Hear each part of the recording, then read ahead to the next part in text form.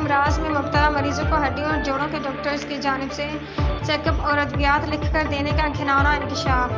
खबर शामिल करते हैं अली रजा खोखर की रिपोर्ट के मुताबिक अरसा दराज से अस्पताल में न्यूरो स्पेशलिस्ट की अदम दस्तियाबी, गैर हाजिरी का इंकशाफ सामने आया।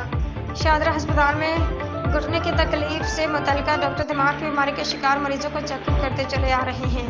अस्पताल में वो अद्वियात दस्तियाब नहीं जो घुटने के डॉक्टर की जानिब से न्यूरो पेशेंट्स को लिख कर दी जाती हैं।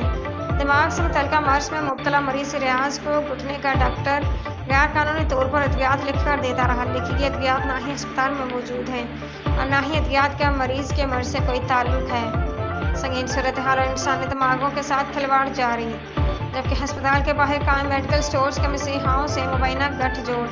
वज़ीर आला फिल फॉर नोटिस लें।